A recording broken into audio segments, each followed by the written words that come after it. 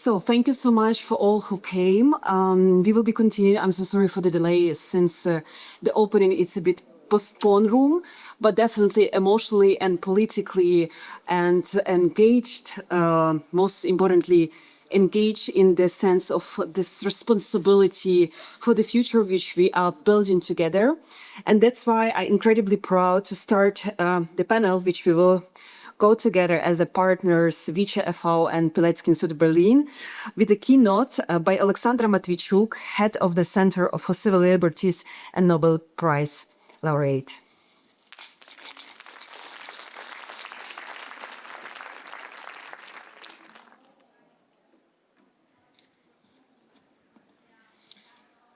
Thank you very much for providing me a floor. It's a huge honor for me to address to this distinguished audience. I'm here not to say what people in Germany have to do with Soviet memorials, because it's totally up to people in Germany to decide. I'm here to share our Ukrainian experience. I hope it will be useful.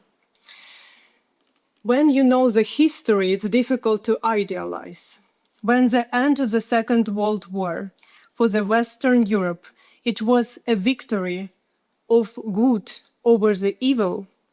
For the Eastern Europe, and my country precisely, it was the victory of one evil over another. Because when Nazi war criminals were tried on the Nuremberg trials, Soviet gulags was never condemned or punished for all crimes which Soviet gulags committed against its own people. And that is why, no surprise that when the whole world commemorates the end of the Second World War with the slogan, "Never Again," Russia celebrated this day with a slogan, "We can repeat." It's a huge difference between "never again" and "we can repeat." It's not just an ethical principle. It's a way how people see the world. And the way how people see the world, it's define their decisions and their actions. And that is why, because this is so important, we have to rethink the Soviet heritage, especially taking into account that Soviet Union and modern Russia are still an empire. And empire, it's not just about exploiting resources and territories and people. It's also about a power to call the spade a spade. It's a power to create knowledge. It's a power to create narratives. Let me illustrate it with one Ukrainian example. Because when Russia started large-scale war, we found ourselves in a situation that a lot of part of the globe know about our part of the globe only one thing, that Russia is here. It's very painful that even for the first year of large-scale war, I still being asked if Ukrainian language is different from Russian. It's because our history wasn't written by us. It's because our literature wasn't translated into different languages. It's because we entered this war as society without context. It's because a lot of countries in different parts of the globe look to the war, to our part of the globe through the Russian lenses. I give you one example. There is a very famous museum in the United States, which is called Metropolitan Museum. And they have a series of paintings of Degas. And one of painting illustrates the women who dancing in national clothes. And this painting title was Russian Dancers. But If you are Russian and you will see this painting, you have a clear understanding that they are not Russian dancers, they are Ukrainian dancers, because they wear Ukrainian national clothes and this special type of flowers on the head, which we in Ukraine call vinok. And for years and years, Ukrainian historians, Ukrainian museum people sent letters to this Metropolitan Museum and asked to do something with this, either to make an explanation that, yes, the title is Russian Dancers, but they're not Russian dancers, or to rename the title. But it was silence. And only when Russia started large-scale war, Metropolitan Museum changed the title of this painting. And now it's called Dancers in Ukrainian Clothes. Probably they still think that it's Russian dancers, but just wearing Ukrainian clothes, I don't know. But it's a huge step towards this way. So, to conclude, it's very important how we see the world. It's very important to have the shared picture of reality. Because once again, how we see the world define our actions and our decisions. And that is why I wish all of us intellectual bravery to rethink the Soviet heritage and to call the spade a spade. Thank you very much.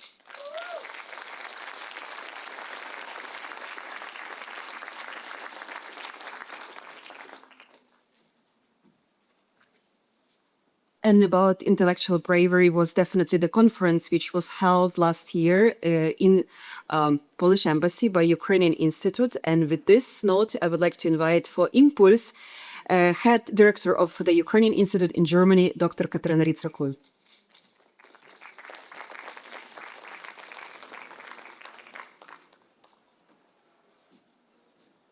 Thank you, dear Yeva. Dear guests, dear colleagues, dear friends, we often think of memory as a sanctuary, a quiet place to honor the dead, a reminder of atrocities which should never be repeated. At the same time, we ought to remember that in the hands of empires, memory is not a sanctuary, it is a weapon system. Today, we are witnessing some kind of a memory war where the past is being mined by Russia to destroy Ukrainian identity and to reconstruct a near imperial Russian one. To understand this, we must look through a decolonial lens. For decades, Western academia and politics viewed Eastern Europe through Moscow-centric glasses. You treated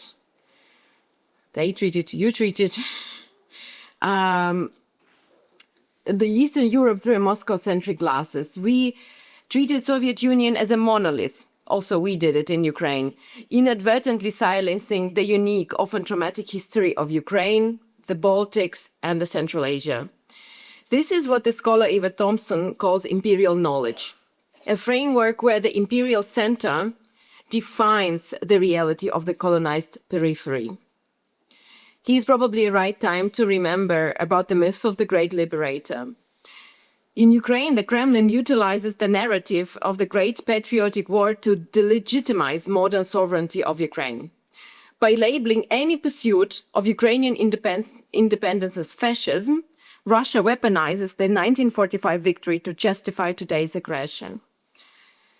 As Timothy Snyder notes in his Round on Freedom, because the Russian state defined itself as the heir to the Soviet victory, any criticism of the Soviet Union was an attack on Russia.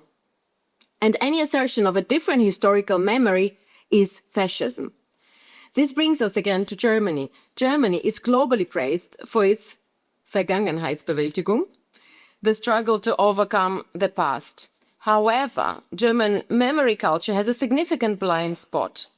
For decades, Germany's responsibility was directed almost exclusively towards Russia. In German common parlance, the Soviet soldier is almost always the Russian soldier. This is a colonial erasure.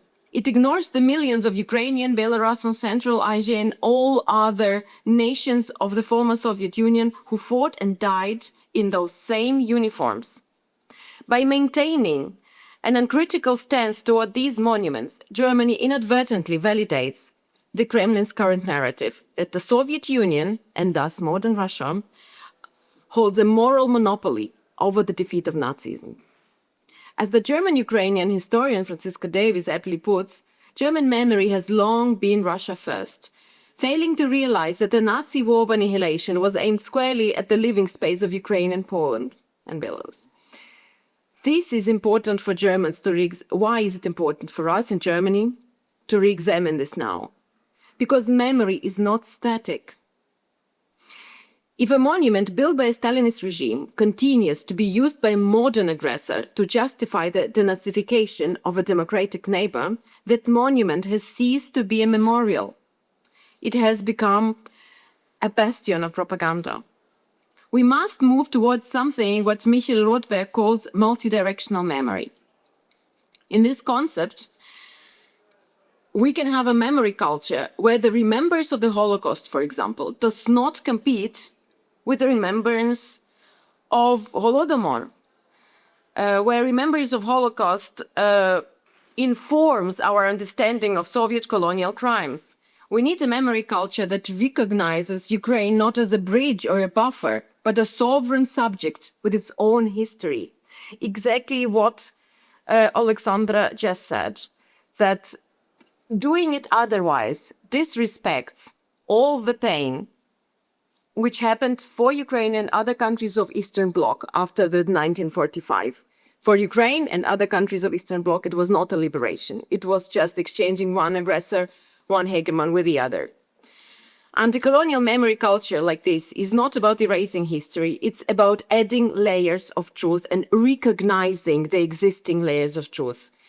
It is about recognizing that a monument can be a tribute to a fallen hero and a symbol of imperial subjugation simultaneously. If we truly want to honor the victims of the 20th century, we must stop viewing Eastern Europe through the eyes of its former imperial masters. We must ensure that never again applies not just to the crimes of 1940s, but to the imperial delusions of today. Thank you.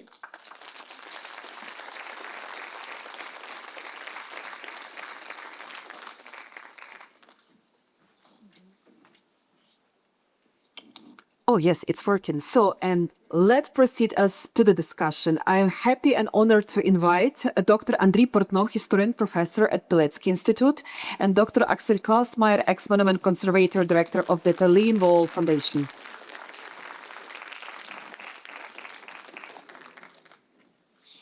So, as many of you or some of you have seen, we also were trying to bring on board for this discussion the Berlin Conservator.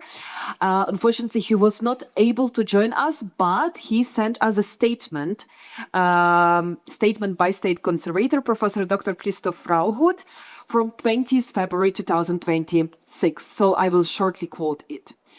The Berlin Heritage Authority strongly condemns Russia's war of aggression against Ukraine, and it is deeply concerned for the people and cultural heritage of that country. However, our solidarity with Ukrainian people must not lead to a destructive approach towards cultural heritage. The three major Soviet war memorials in Berlin, Treptower, Tiergarten, and Schönholz, as well as numerous others, are protected monuments as historical documents of European and above all German history.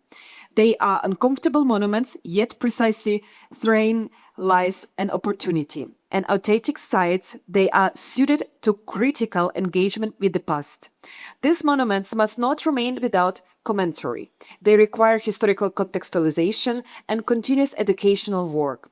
Preserving the monuments does not legitimize their ideological message.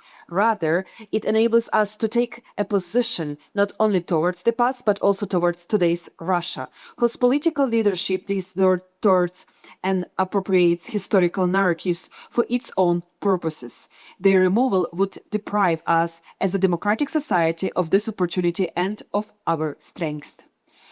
So thank you, Conservator. I would take these words to the discussion today, and it's indeed discussion, I hope for this. And let's start with a short statement from from both speaker, and then we will proceed to the question. Who's going to start? First is that side. Well, thank you very much. Thank you very much for inviting me, and I can only very much connect to what Christoph Rauhut has said, because I would, before I like to share my thoughts on tonight's topic, I would very much like to that you allow me to give a statement, being German, talking here about the German conviction of conservation approaches.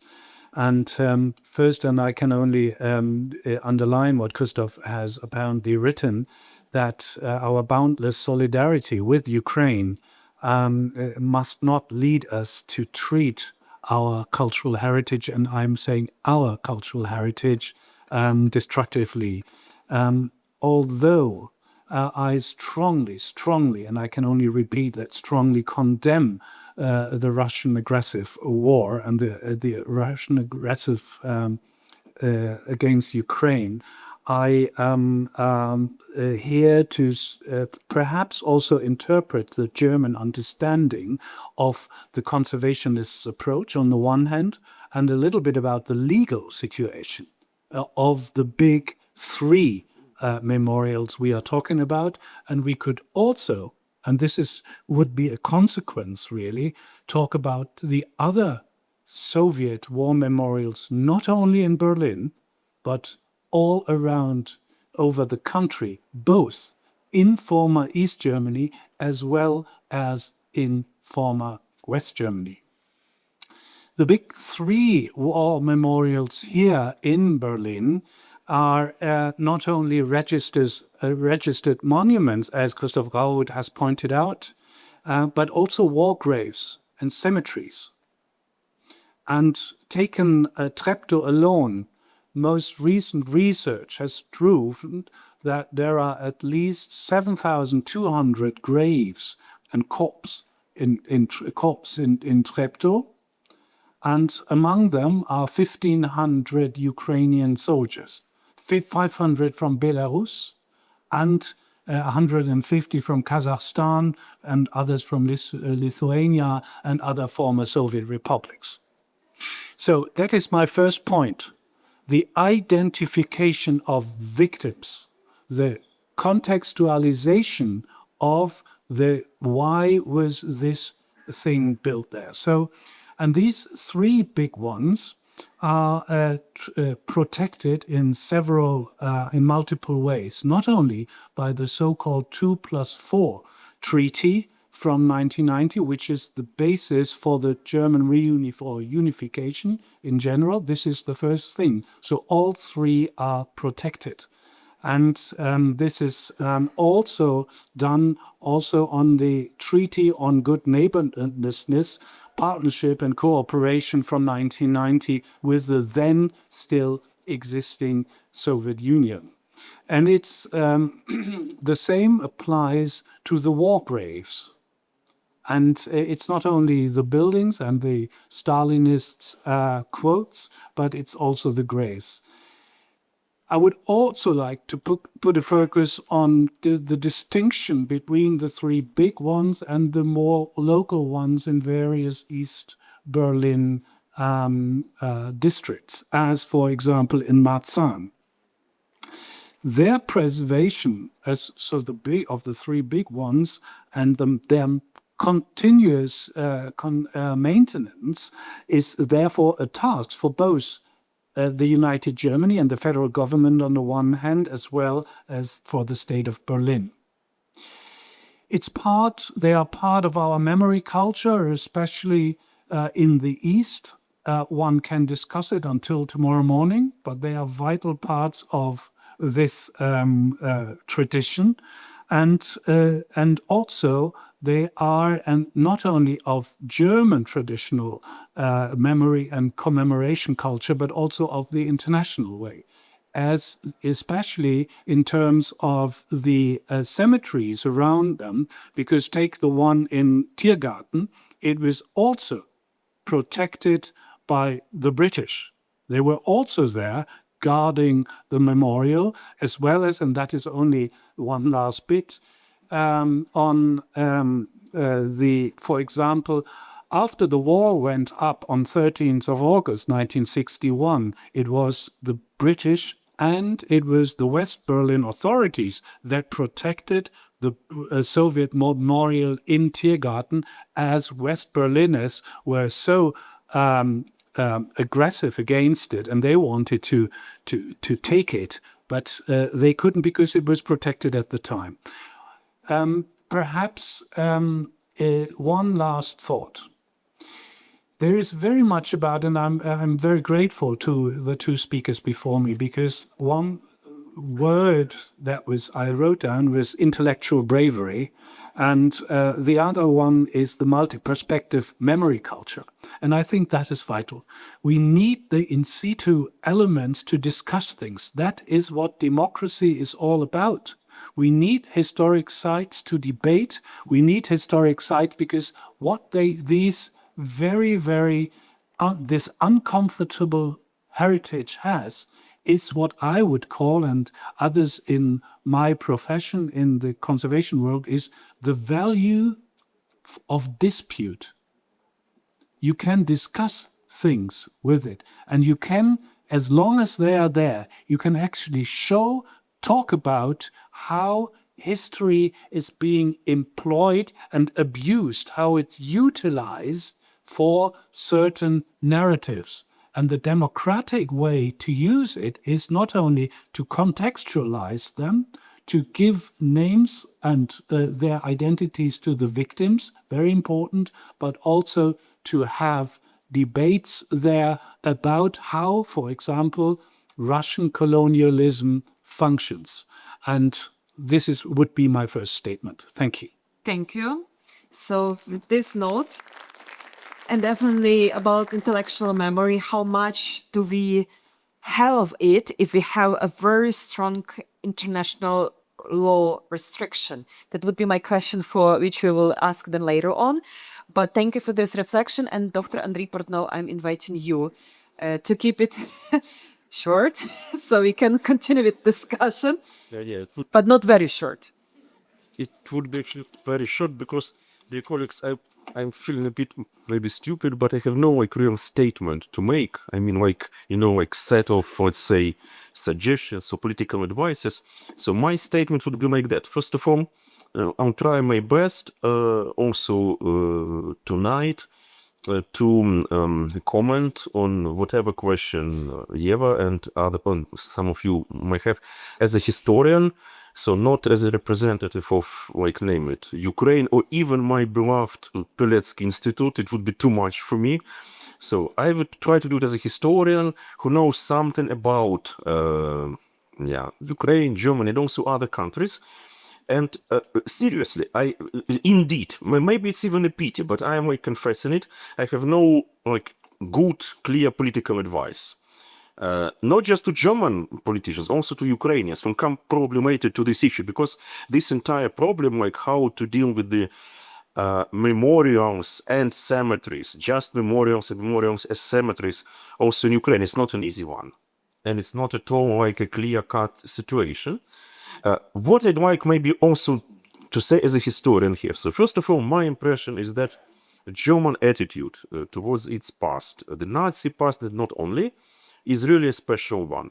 And there is often a temptation in Germany, at least as far as I feel it, please correct me, I am not insisting at all, is this tendency to, let's say, to somehow suggest or view this German, again, as I said, very special way of treating memory and history as a kind of, good, almost universal advice to all other countries, including Ukraine, or Bulgaria, where I just came from.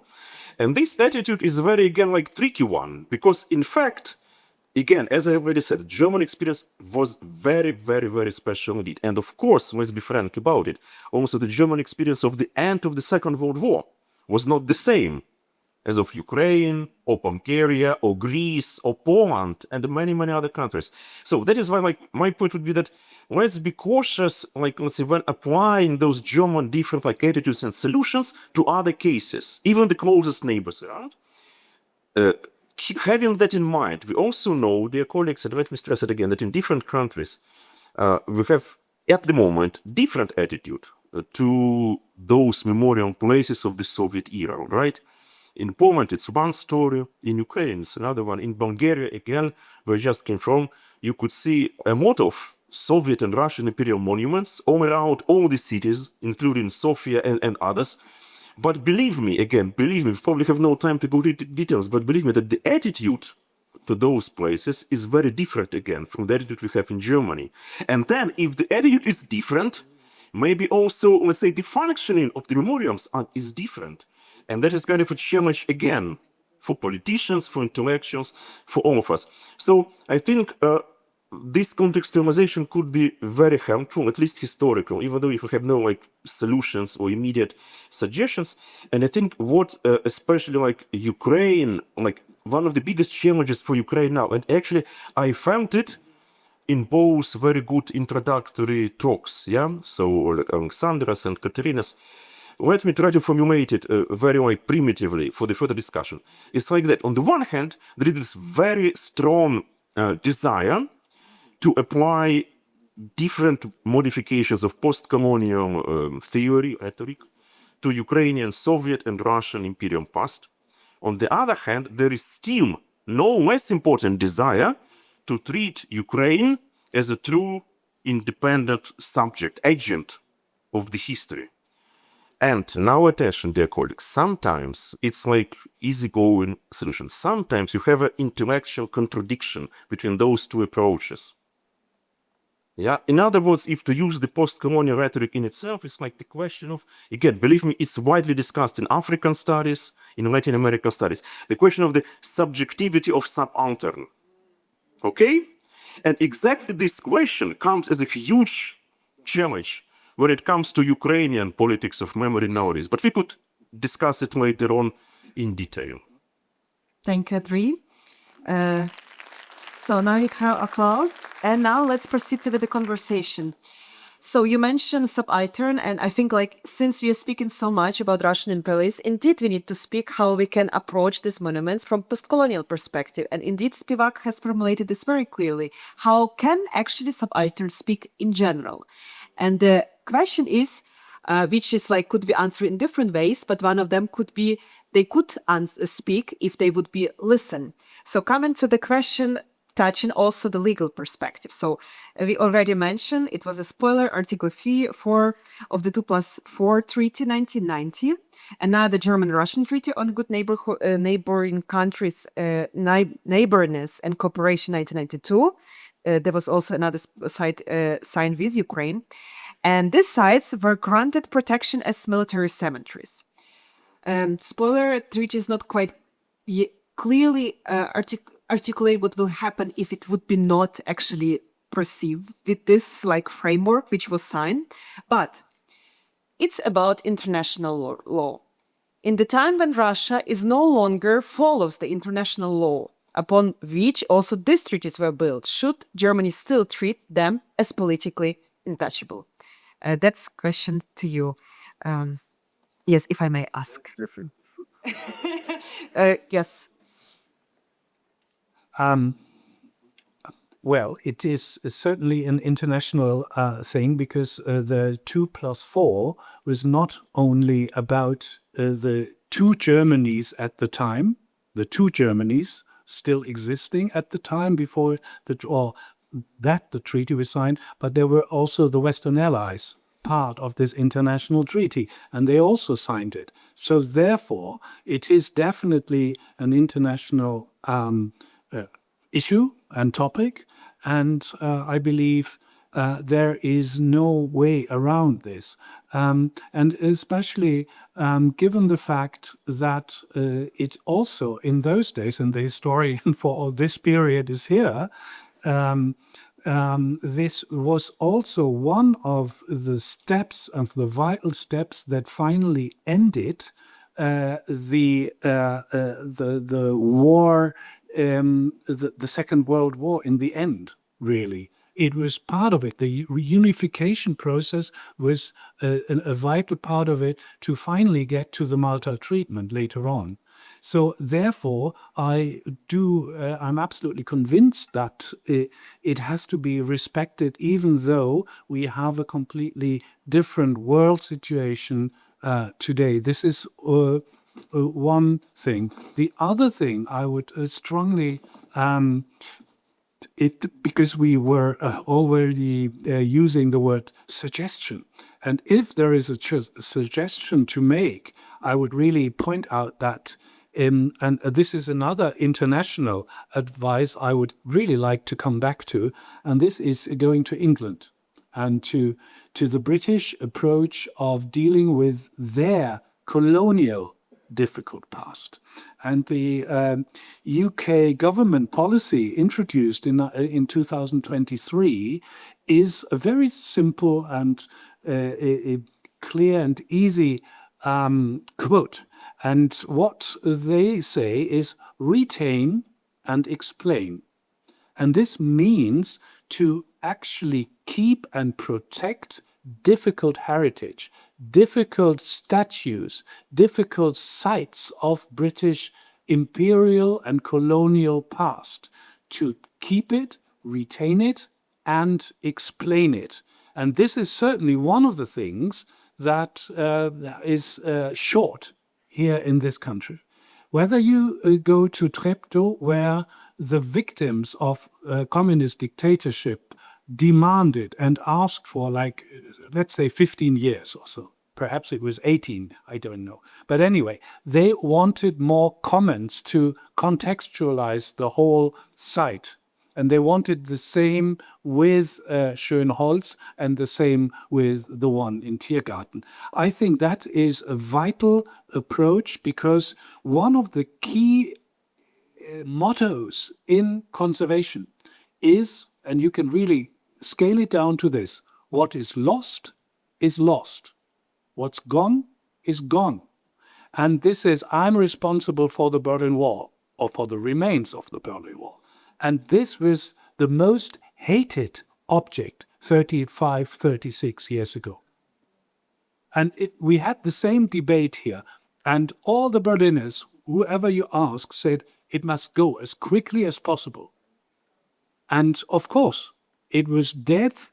It was standing for hatred, for division, for sorrow, for fear, for dead people, for victims of the wall, and so forth. So they wanted it to go.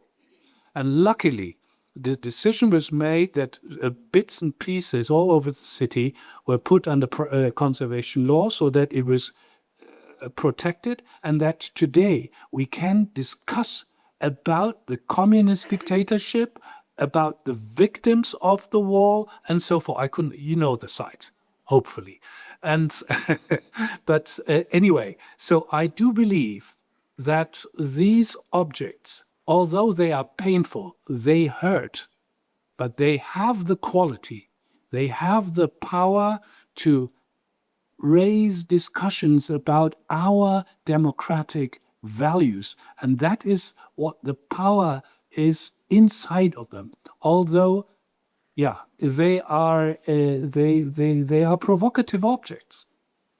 But I could not stop me to not add remarks if the Berlin Wall didn't stay at it as it was.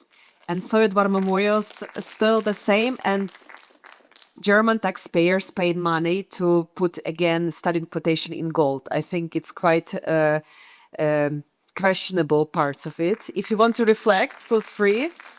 Or we can proceed, so I will be not taking only one side. I would try not to. But actually that has definitely couple sides in this discussion, and that's why the next question will go to you, Mr. Portnov. And I will allow me my quotation from Michael Wild. He argues that the 2+4 agreement marked a shift toward the nationalization of memory politics, Verstaatlichung der Erinnerungspolitik. In contrast, in the early post-war decades, remembrance in West Germany was shaped primarily by civil society and survivors' association. So with this reunification and 2+4 treaty, we see how actually West Germany and their commemoration of the Second World War victims could get also support from state. If state decide that this agreement doesn't work anymore for Soviet war memorials, can it happen that it would be precedent for actually a commemoration on other sides about the victims of the Second World War? First of all, maybe I shouldn't do that, but let me still do it, because I was listening I'm sorry, it's my way of debating. I've listened very carefully to what we've just heard. It was very interesting to me, and I hope that you all noticed what I noticed, dear colleagues, which I mean, and that's really fascinating, and that's maybe the key to our problem. What do I mean?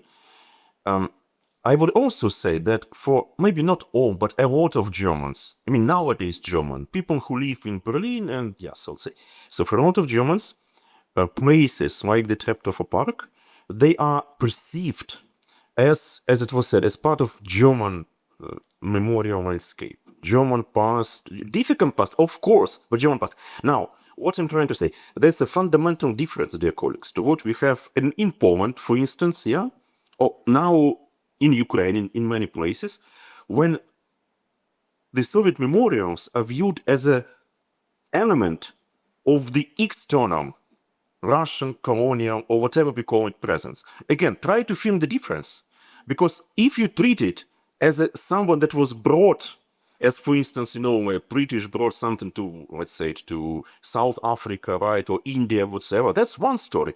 If you perceive it as part of your own very difficult, let's say, way out of the Second World War, fighting with the Nazi tradition and so on, then it's a different attitude from the very beginning. And that's exactly what I'm trying to say, that we should not, let's say, just apply Polish or Estonian or Ukrainian models to Germany and vice versa. We should pay respect to the local tradition, which is really interesting. That's first. And second, let me maybe say it, maybe some of you know this, certainly a lot of you know that, but maybe some of you not. So let me stress it again as a historian that, for instance, Treptower Park is kind of unique, if you wish, in a sense that if you go even to Russia, let's forget about Ukraine for a moment, to Russia, you'll find no memorials like that. I mean, such a huge Stalinist type memorial, right? Let me remind you, dear colleagues, exactly, now we're going to speak about it. So let me remind you, dear colleagues, it's again important that in Stalinist time, so late 40s, this one, the Berlin one, was the biggest. There were also others in Vienna, in Warsaw, in Sofia, and other places. But inside the Soviet Union, so including Russia, such huge monumental memorialization began much later, in Brezhnev years. So Volgograd is from the 60s. Again, feel the difference. That is why, dear colleagues, that is why in Volgograd you have no Stalin quotes. Because it was done not by Stalin, it was done by Brezhnev. And in Berlin we have them, I mean, the quotes.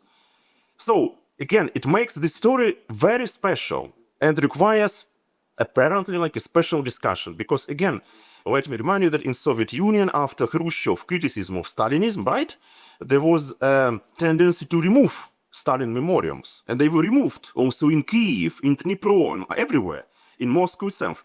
But in Berlin, it is preserved till nowadays. That's the situation we have. And now we have to decide what to do about it. And now, coming back to your question about this, let's say, West German experience, whatever. So first of all, maybe again, I'm maybe provocative here, but still, we've heard it already today in one of our discussions, and I'm actually very grateful to this point that let us never forget, when we're talking about German memory of war or whatever else, let us not forget about the West and East part of it, right? It's not the same. It's difficult. It still requires, again, special treatment, right? And the way that East Germany took out of the communism, again, is very different from the way that Poland or Czech Republic or Hungary or even ex-Yugoslavian countries took. And again, so Treptow Park, that's part of East Berlin. No, let's use this category, yeah, also nowadays. And the majority of such, not all of them, of course, but the majority of those war memorials and war cemeteries, Soviet war cemeteries, yeah, they are in former East Germany, right? And here again, I would say that's a kind of a special challenge and a question to think about it, because this quote, it's a nice quote about the West German democratic experience. And East German experience was probably also European, no doubt about it, but not very democratic. And now we have it. I mean, we have it. And also, I could tell you, dear colleagues, I remember how I brought my students in Frankfurt Oder, in Lebus, for instance. In Frankfurt Oder, you have also a huge Soviet-style memorial, but unlike Treptow, built by the East German sculptors. Again, feel the difference. So in Treptow, you have a product of a guy who was actually born in Dnipro, my native city. So, like, again, a paradoxical story. So Soviet guy, but linked to Ukraine. And in Frankfurt Oder, you have an East German monument built, Soviet monument built by East Germans. And in Lebus, for instance, you have this problem already mentioned by the colleagues that the cemetery is designated as Russian cemetery. Not Soviet, but Russian. I was always asking students, like, guys, look carefully and decide why he is Russian and Frankfurt is Soviet and what does it imply and so on. So there is a huge space for, reflection, intellectual debates and comments. But again, in doing that, let's not forget about this particularity. And first and foremost, East-West, plus this, let's say, extraordinary Stalinist product that we have in the Treptow Park. There is no other place like that. In no place in Russia or Belarus or any other post-Soviet country or republic. An unanswered question, let's think why. But we will proceed to another question.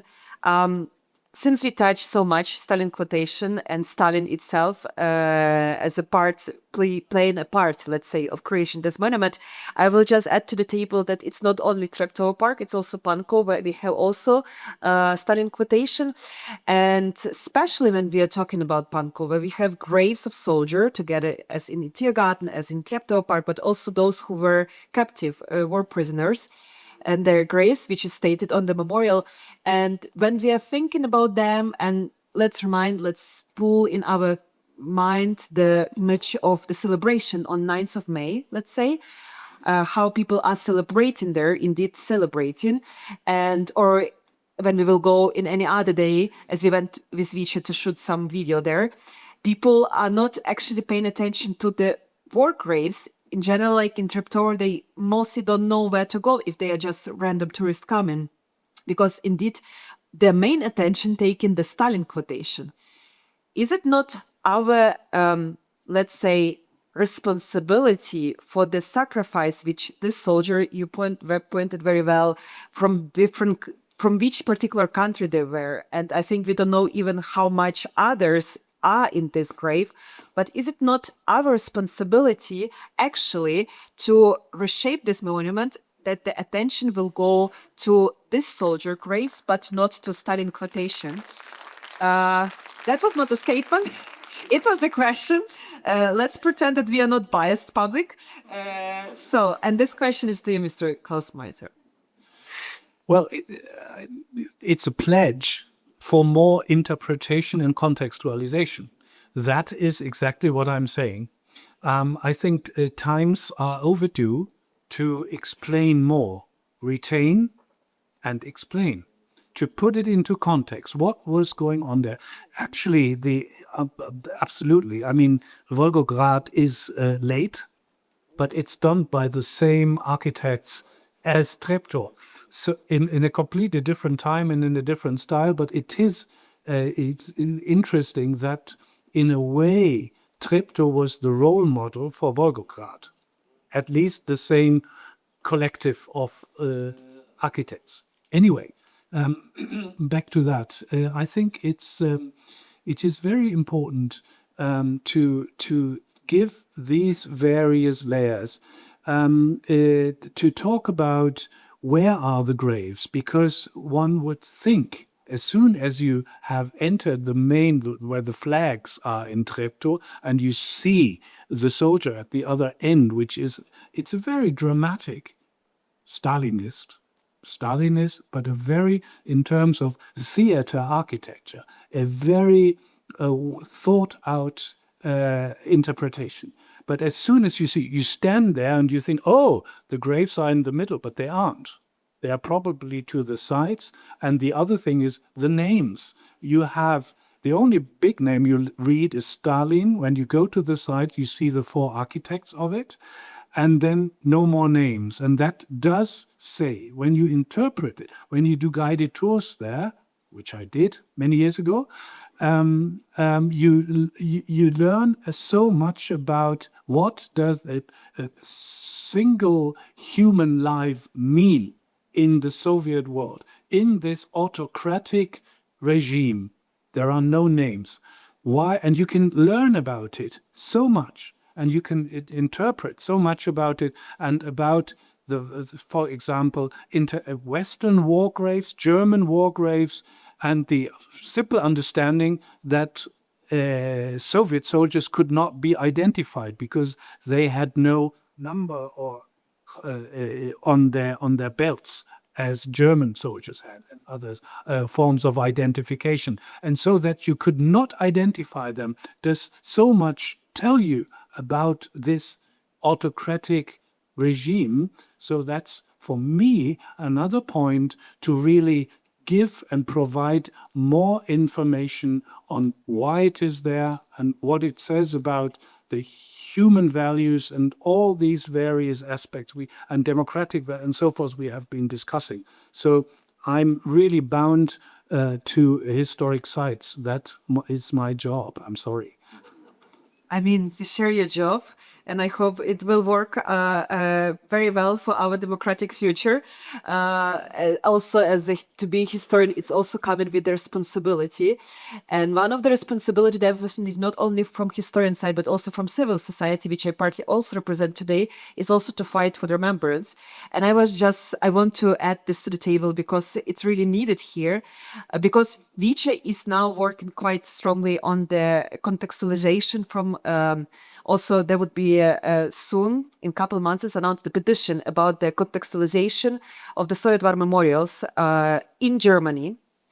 And coming to this, what we have faced in our work, we've seen that the treaty 1990 actually restrict also contextualization. So that's, thank you. So that's actually the whole problem when we are talking about this international rules. We are talking not only that we are tied, our hands are tied, not only the question to erase it, but also even to give contextualization to it. I know, but these were the debates when these victim organizations were pledging at the governing mayor here in Berlin 15-something years ago, and then it was checked, and obviously now a little bit more of interpretive material is given to the sites, to the entrances, at least in Treptow, as well as in Tiergarten. I must admit, I haven't been to the north for quite some time. But anyway, so there you have, but today we also have other devices. Today with QR codes and with all our clever machines, you can do whatever you like. So therefore, this doesn't have to be on site, but you can just add just a little QR code and you have it on your clever machine. So that is possible. That is no problem to add this. The information is there, and we do have so much more information than especially on the victims, on those poor creatures that are buried there. And so therefore this is possible and overdue. And I do hope that something will be brought to the site. Another question could be built: how visible would it be and actually interact with the space? But as we don't have much time left, but have some time left, coming to actually making visible different communities, states who were part of Soviet army back then, to a very heated debate, also coming through in Ukrainian society and pro-Ukrainian society, let's say, in Germany. The next question will go to you, Mr. Portnov.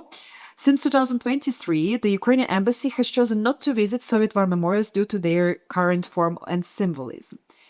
Does this decision risk reinforcing the narrative that frames Soviet Union, Soviet victory in World War II was extremely exclusively done by Russia? I think to some extent, yes. To some extent, yes. Because again, here we have a very difficult issue. On the one hand, Ukraine also nowadays, for instance, proudly says that Ukrainian state is one of the founding states of the United Nations, right, in 1945. But it was done, of course, again, as a Soviet republic by Stalin, the same Stalin and so on. So he wanted 15 states, he was allowed to do 3. So Ukraine, Belarus, and the Soviet Union, no Russia, actually. Now, on the one hand.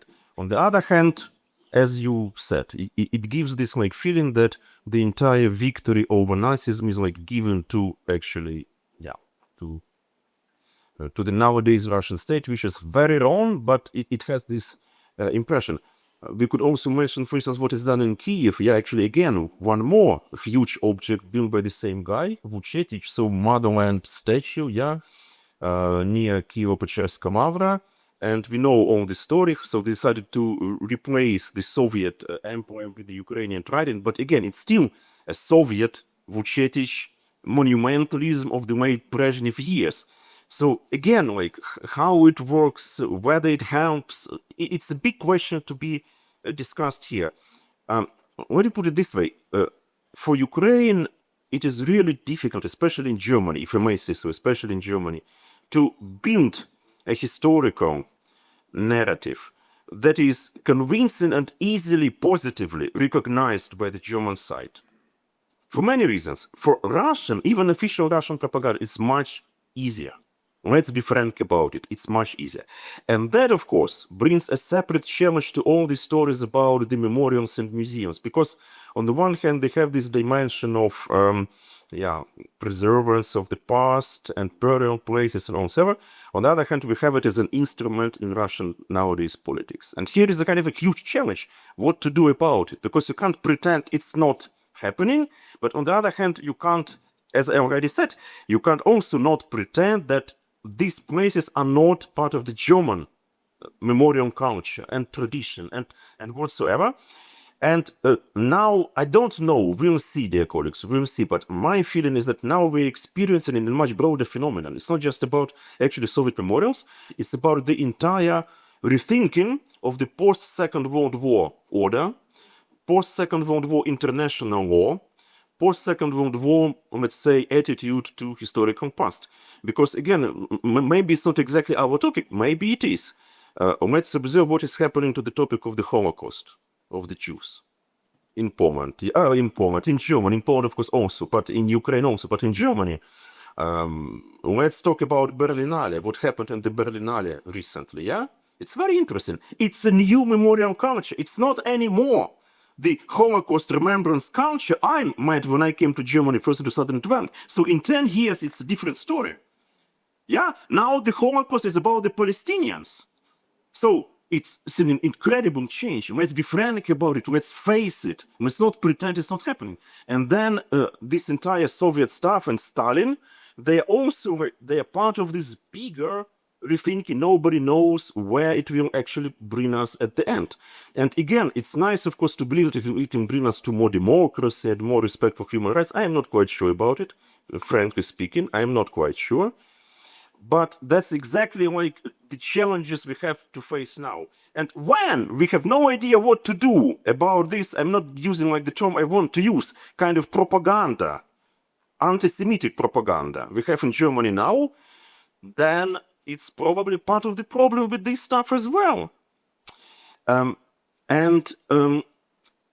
Ukraine, it's particularly like, let's say, painful topic, because Ukraine, as we all know, is the same way as Poland and Belarus, 3 countries, they were completely, entirely occupied by the Nazi Germany, right?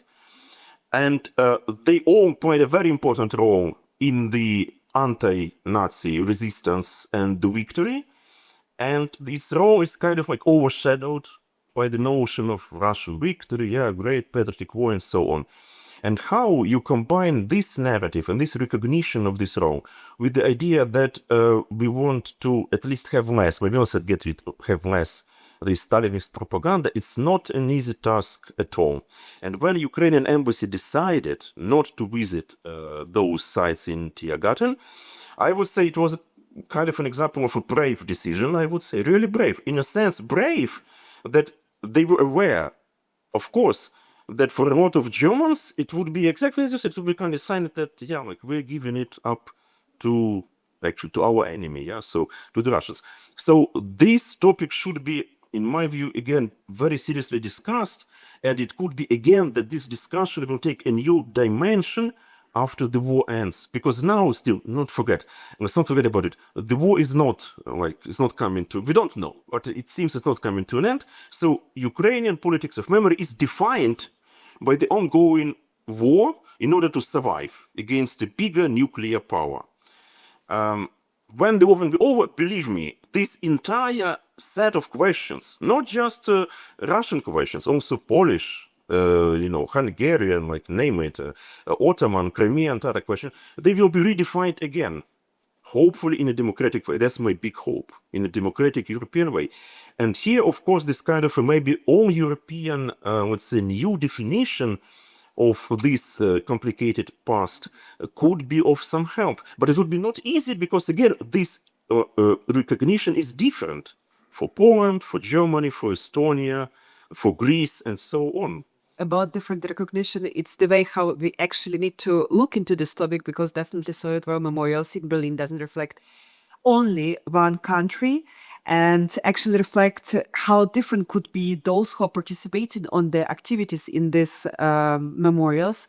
As for example, Treptow was quite visited by night wolves, the Queerdenken movement, anti-establishment groups, including far right actors such as the Free Saxons, as well as individuals like Elena Kolbasnikova, Maxim Schult, and we can continue this list. But my question would be, we see that even with the installation of some extra information on the entrance, it actually doesn't make it quite different. It still are being used for far right propaganda, as well as Russia military propaganda. Could we actually keep them in the way how we keep them if this small contextualization doesn't work?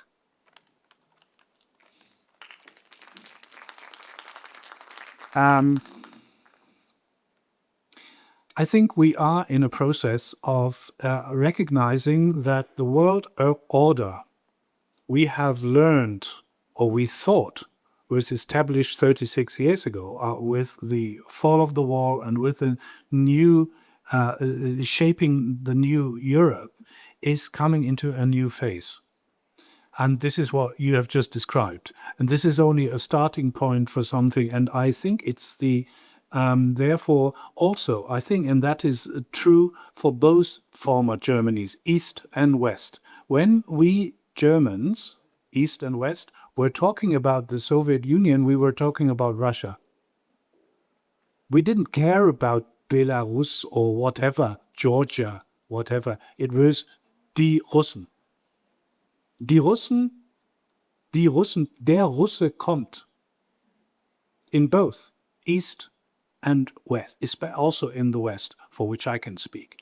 So we are now learning that this Soviet Union, that Russia was only one of these 15 states and so forth. And that is coming, that's an important thing. So that was with Chechnya, that is with Georgia, that is with Ukraine, that is with Belarus, and so forth. I think the German minds now understand that something is going on. And not only the German minds, but the rest of the world understands that the former Soviet Union was sort of a union of several and many states.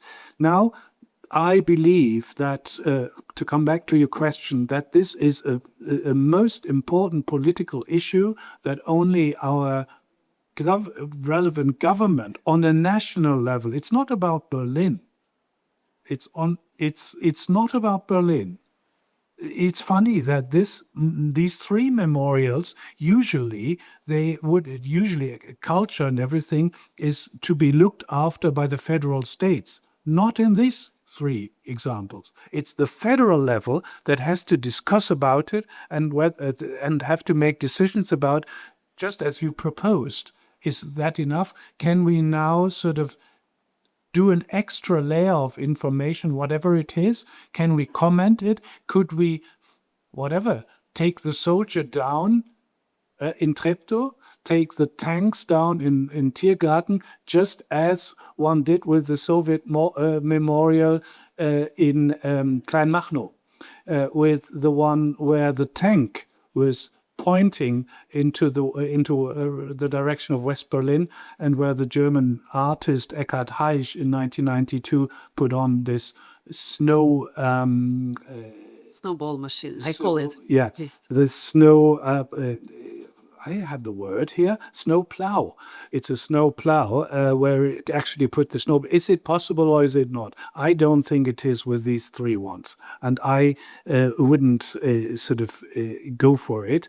But it's certainly to be discussed and to come back to what I've said earlier, the world is changing and we have to reflect on that, and we have to take that seriously. And in that respect, I do believe that, and you are absolutely right, perhaps in 10 years, we are seeing something else, most probably in these three sites. I don't know. So time is running quite quickly, and I will allow myself actually two things. First of all, time changed, like society, world change, and multidirectional memory is actually part of it, which has also been criticized for destroying singularity of Holocaust. Actually, we couldn't look into this, but and also look into actually if we will bring so many different perspectives and will not address the main thing about the Soviet atrocities on the memorials with the Stalin quotation, or Stalin atrocities on the Stalin quotation, would actually it work not like by downplaying some perspective.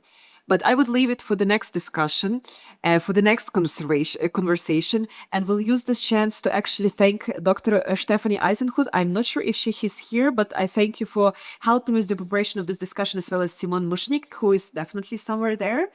And just point out that right now we have a project done together with Pilecki and Vicia again, about the future of Soviet war memorials from the size Berliners. So please, people who live in Berlin, take a part of this conversation, not to actually look anonymously into what actually Berliners think about the monuments. Because so far what we heard on different discussion, not including Bild in 2014, there is no information what Berliners think about this monument, so please participate into this.